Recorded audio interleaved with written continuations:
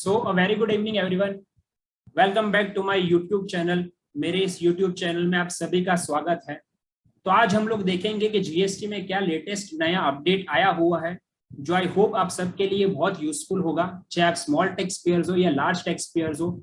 इस वीडियो के अंत तक मेरे साथ बने रहिएगा एंड आई होप कि इस वीडियो से आपको कुछ ना कुछ नई जानकारी मिलेगी। तो क्या अपडेट आया हुआ है, चलिए देखते हैं। ये अपडेट नोटिफिकेशन नंबर 40 2021 सीजीएसटी के तहत अपडेट आया हुआ है। ये अपडेट में क्या कह रहे हैं, तो ये अपडेट में ऐसा कह रहे हैं कि अब आपकी जो इनपुट टैक्स क्रेडिट है वो आप इनपुट टैक्स क्रेडिट उतनी ही क्लेम कर पाओगे जितना आपका जीएसटीआर 2B में दिख रहा है। मतलब कि आपके सप्लायर्स ने जो भी इनवॉइसेस अपलोड किए हुए हैं जीएसटीआर 2B में, सिर्फ उतने इनवॉइसेस की ही आप क्रेडिट ले सकते हो। अगर आपके सप्लायर ने इनवॉइसेस अपलोड नहीं किए जीएसटीआर 2B में, तो आप उस इनवॉइसेस की क्रेडिट नहीं ले पाओगे। पहले क्या हुआ करता था वो देखते हैं। तो यहाँ पे देखते हैं हम लोग क्या प्रोसेस थी। पहले ये हुआ करता था कि जैसे कि हम लोगों के पास पूरे महीने का परचेज है 110 रुपए का, पर मेरे जो सप्लायर है उन लोगों ने जीएसटी, कुछ सप्लायर ने अपलोड किया हुआ है, कुछ सप्लायर ने अपलोड नहीं किया हुआ है। सपोज 100 रुपए का जो सप्लायर है उन लोगों ने जीएसटी अपलोड कर दिया है, 10 रुपए के जो सप्लायर है उन लोगों ने मेरा जीएसटी अपलोड नहीं किया, जीएसटीआर 2B अपना नहीं किया हुआ है। तो यहाँ पे हम लोग क्या करते थे कि पहले ऐसा प्रोविजन था कि जितने भी जीएसटीआर 2B में आपकी क्रेडिट दिख रही है, इन एक्सेस ऑफ 5% आप क्रेडिट क्लेम कर सकते थे। मतलब कि मेरा पूरे महीने का परचेज है 110 रुपए का, पर मेरे जो सप्लायर ने अपलोड किया हुआ है जीएसटीआर 2B में, उसमें से 100 रुपए का ही क्रेडिट दिख रहा है। तो यहाँ पे मैं क्या करता था कि मैं मैक्सिमम इन एक्सेस ऑफ 5% अपनी क्रेडिट क्लेम कर सकता था।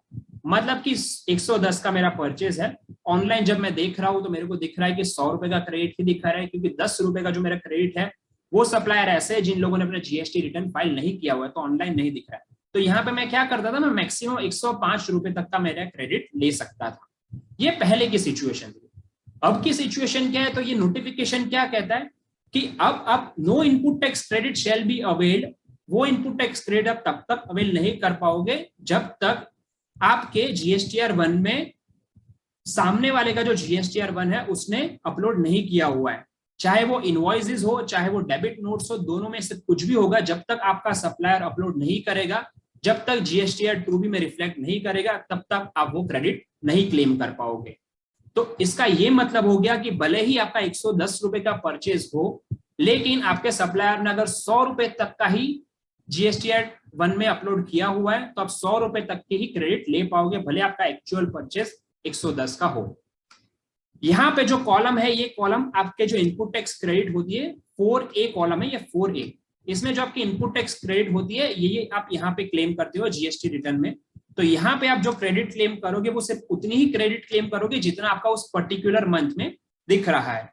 सपोज यहाँ पे मेरा पर्टिकुलर मंथ में दिख रहा है 57,108, तो मैं सिर्फ इतना ही क्लेम करूंगा, भले मेरा एक्चुअल परचेज हो 60,000 का। इससे कुछ फर्क नहीं पड़ता है कि आपका एक्चुअल परचेज कितना है। आपका जितना परचेज 2B में दिख रहा है, मतलब कि सप्लायर ने जितना अपलोड किया हुआ, आप सिर्फ उतना ही क्रेडिट अपना क्लेम कर पाओगे। तो यहाँ पे ये नए रूल के तहत आप अपना क्रेडिट एक्सेस क्लेम नहीं कर पाओगे। जब तक आपका सप्लायर अपलोड नहीं करेगा अपना जीएसटीआर 1, तब तक आप वो क्रेडिट क्लेम नहीं कर पाओगे। तो ये एक मेजर अपडेट था जीएसटी में। सेकेंड अपडेट ये है कि सपोज करते हैं कि जो पिछला फाइनेंशियल ईयर था, फाइनेंशियल ईयर 2021-22, उसमें जो अप्रैल से लेकर फरवरी तक का महीने थे, मतलब कि 11 महीने जो थे, वो 11 महीने में सपोज ऐसा हो गया कि 6 से 7 इनवॉइसेस का क्रेडिट क्लेम करना भूल गए। अब ये 6 से 7 इनवॉइसेस का क्रेडिट आप मार्च में क्लेम करोगे। भले ही मार्च में यहाँ पे एक्सेस क्रेडिट हो जाएगा, लेकिन फिर भी आपको क्रेडिट क्लेम कर लेना है। जैसे कि यहाँ पे मेरी 57,108 की क्रेडिट है मार्च महीने की, जो कि मेरे जीएसटीआर 2B में दिख रही है। यहाँ पे हम लोग अज्यूम करते हैं कि जो मैं क्रेडिट क्लेम करना भूल गया था, वो जो 5-6 इनवॉइसेस थे अप्रैल से लेकर फरवरी तक के, जिसका क्रेडिट में क्लेम करना भूल गया था, उसका लेट सपोज की अमाउंट है 5,000 रुपए। तो यहाँ पे मैं क्या करूंगा, 57,108 का कर दूंगा 62,108। यहाँ पे मैं इस टेबल को एडिट कर दूंगा और इसको यहाँ से मैं सेव कर दूंगा। भले ही यहाँ पे मैं एक्सेस क्रेडिट क्लेम कर रहा हूं, लेकिन वो एक्सेस क्रेडिट क्लेम मैं इसीलिए कर रहा हूं क्योंकि मैं वो इनवॉइसेस का क्रेडिट क्लेम करना भूल गया था। तो आपको यहाँ पे अपना जस्टिफिकेशन, अपना रिकंसिलिएशन बना के रेडी रखना है, ताकि इन केस अगर डिपार्टमेंट आपसे कोई इंफॉर्मेशन मांगे तो आप वो इंफॉर्मेशन प्रोवाइड कर सकते हो कि ये 5-6 इनवॉइसेस थे जो अप्रैल से लेकर फरवरी तक के थे, पर मैं उस इनवॉइसेस का क्रेडिट क्लेम करना भूल गया था, इसलिए मैंने वो इनवॉइसेस का क्रेडिट क्लेम किया हुआ है मार्च महीने में। तो ऐसा रिकंसिलिएशन बना के आप रखते हो तो आपको इस केस में कोई भी इश्यू नहीं आएगा। तो ये कुछ 1 से 2 अपडेट थे जीएसटी रिटर्न में जो हाल ही में आए हुए थे, और जो मैं सोच रहा था कि आपके साथ शेयर करूंगा, तो आपको इससे बहुत यूजफुल इंफॉर्मेशन गेन हो सकती है। तो आगे जब आप अपना मार्च का रिटर्न फाइल करोगे तो ये जो अपडेट है वो ध्यान में रख के अपना मार्च का रिटर्न फाइल कीजिएगा।